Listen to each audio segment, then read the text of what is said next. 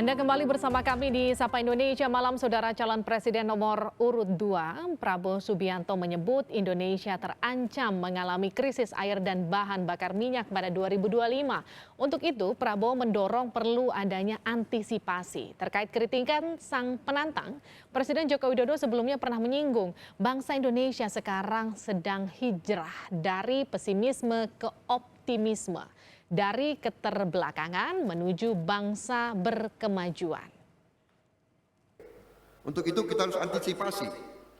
PBB juga mengatakan tahun 2025 pantai utara, tahun 2025 air di pantai utara Jakarta akan masuk sampai ke Bundaran HI. Berapa puluh ribu orang nanti kehilangan rumah.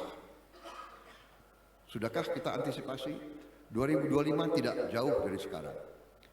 Kemudian juga ada pengumuman dari BPPT sendiri. Tahun 2025 Indonesia akan import 100% bahan bakar minyak, BBM 100%. Kita habis 100%. 2 juta barrel sehari kita import. Kalau tidak kita lakukan persiapan dari sekarang, tahun 2025 kita krisis air, permukaan laut naik, kita krisis bahan bakar. Karena bangsa ini sekarang sedang hijrah dari pesimisme ke optimisme, hijrah dari individualisme menuju kolaborasi, kerjasama, hijrah dari yang sering marah-marah menuju kepada kesabaran, hijrah dari keterbelakangan menuju sebuah bangsa yang berkemajuan. Dan tidak bisa tidak, salah satu kunci penting dari semuanya adalah pembangunan sumber daya manusia. Saudara, setiap capres-cawapres memang punya narasi berbeda saat kampanye. Wajar, ada yang menjual kegagalan, ada juga yang menyodorkan keberhasilan. Lantas bagaimana publik harus bijak memaknai narasi setiap pasangan calon presiden dan wakil presiden, dan bagaimana pula calon pemimpin negeri menyuarakan tenaga dan pikirannya agar Indonesia punya masa depan yang lebih baik. Kita bahas bersama dengan sejumlah narasumber. Sudah hadir di studio Kompas TV anggota tim kampanye nasional Jokowi Ma'ruf, ada Bu Emy Hafid. Selamat malam. Selamat malam, Livi. Kita juga akan sapa lewat sambungan satelit. Sudah bergabung Koordinator Juru Bicara Badan Pemenangan Prabowo Sandi, Daniel Anzar Simanjuntak. Selamat malam, Mas Daniel. Selamat malam, Assalamualaikum. Waalaikumsalam. Mas Daniel, ini jadi pertanyaan pertama saya untuk Anda. Jadi kenapa tiba-tiba menuju akhir tahun ada rentetan peluru yang kembali ditembakkan seorang Prabowo Subianto kepada pemerintah? Apa yang salah dari tata kelola pemerintahan kita? Mbak Livina, Pak Prabowo tidak dalam posisi menembakkan peluru apapun ke siapapun. Oke. Yang harus dipahami. Pak Prabowo sebagai pemimpin negeri dan pemimpin oposisi dan juga calon presiden itu harus memaparkan tantangan dan masalah kebangsaan yang akan kita hadapi hari ini dan di masa yang akan datang. Jadi kalau ada pemimpin yang tidak paham masalah, yang tidak bisa memaparkan masalah, bagaimana mungkin bisa menawarkan solusi. Seorang dokter untuk menyembuhkan penyakit dan memberikan dosis obat kepada pasiennya, dia harus melakukan diagnosa terlebih dahulu. Kalau kemudian diagnosanya menyatakan dia sakit kanker, maka harus diungkapkan penyakit kanker itu. Jangan sampai kemudian ketika dia mengidap sakit kanker, kemudian kita sembunyikan penyakit kankernya itu. Sehingga pengobatannya salah. Nah, posisi Pak Prabowo adalah posisi memaparkan tantangan kebangsaan kita, tantangan masa depan kita apa. Nah, salah satu, bahkan salah tiga ya tantangan yang disampaikan oleh Pak Prabowo adalah pada tahun 2045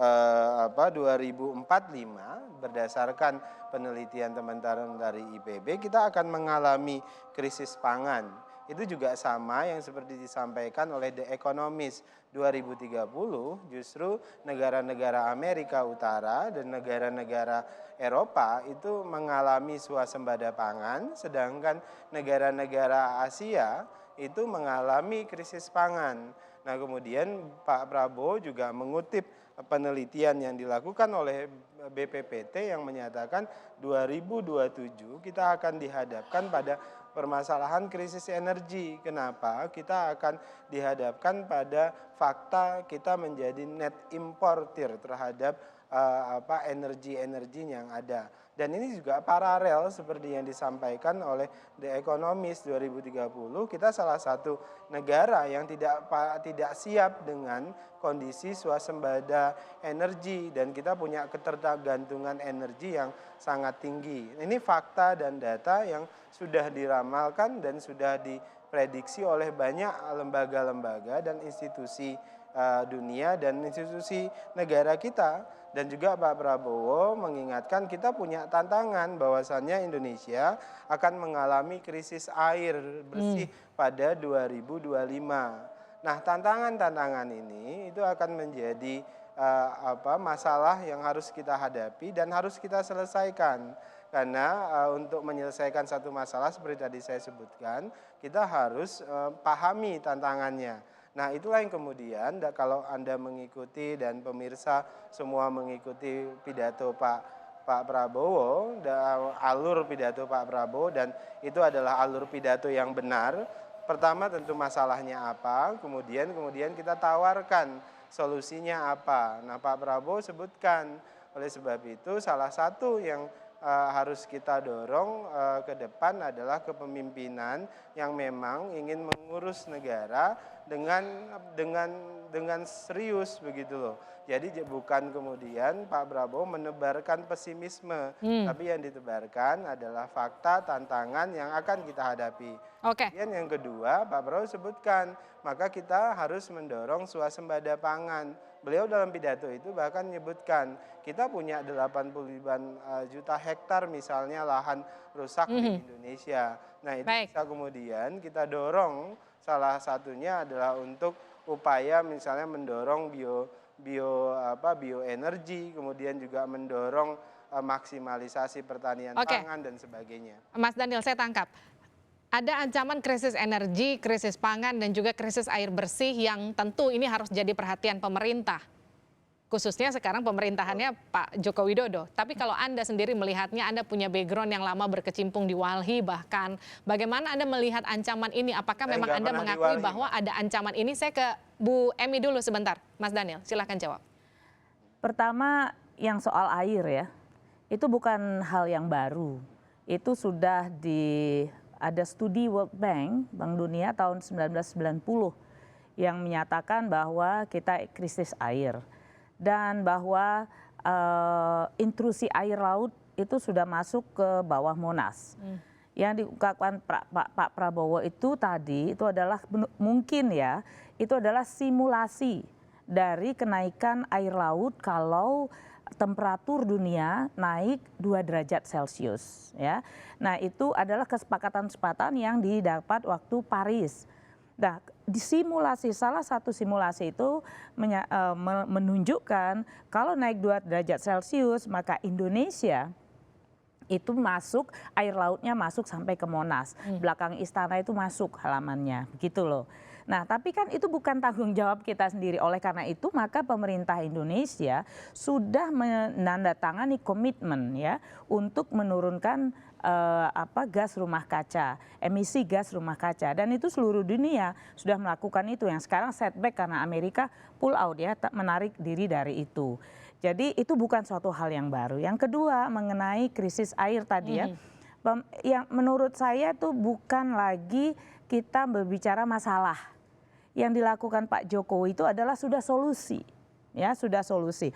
Pertama, das sungai di daerah aliran sungai Indonesia itu 70% rusak, Ya, Oke. apa yang harus dilakukan? Ya, udah lama sekali itu sudah terjadi sejak zaman Orde Baru. Sejak kita banyak sekali menebangi hutan ya, itu pertama kali dibuka oleh Orde Baru loh, tahun 71, besar-besaran dibuka. Waktu itu 25% tanah Indonesia dimiliki oleh 525 perusahaan HPH. Ya, salah satunya Pak Prabowo yang punya kan HPH itu. Jadi apa namanya, das kita memang rusak berat. Dan Pak Jokowi sudah menyatakan 5 tahun ini sudah banyak yang dilakukan, hampir 1 juta hektar yang ditanami, baik melalui bibit, baik melalui penanaman dan sebagainya. Tetapi Pak Jokowi menginginkan agar tahun depan yang benar-benar penanaman itu 10 kali lipat dari tahun ini. Begitu ya, tiap tahun tuh jadi 10 kali lipat. Nah itu kita untuk mengejar ketertinggalan selama 30-an tahun yang krisis tanah kritis, das di sekitar das itu yang tidak diselesaikan. Tadi dikatakan ada 80 juta hektar lahan kritis tuh, saya bingung dari mana datang datanya itu. Kebetulan hari ini saya Kementerian Lingkungan Hidup itu baru melakukan review dan tahun 2018 ini dilakukan evaluasi terhadap perhitungan daerah yang disebut dengan lahan kritis. Kalau dulu itu yang namanya puncak gunung, terus kemudian lahan sabana di NTT, itu masuk sebagai lahan kritis. Kalau sekarang dari undang-undang tahun 2014 itu tentang lahan kritis, itu ditentukan bahwa yang dinamakan lahan kritis itu adalah lahan-lahan yang erosinya tinggi. Jadi yang erosinya tinggi itu sekarang sekitar 14 juta hektar.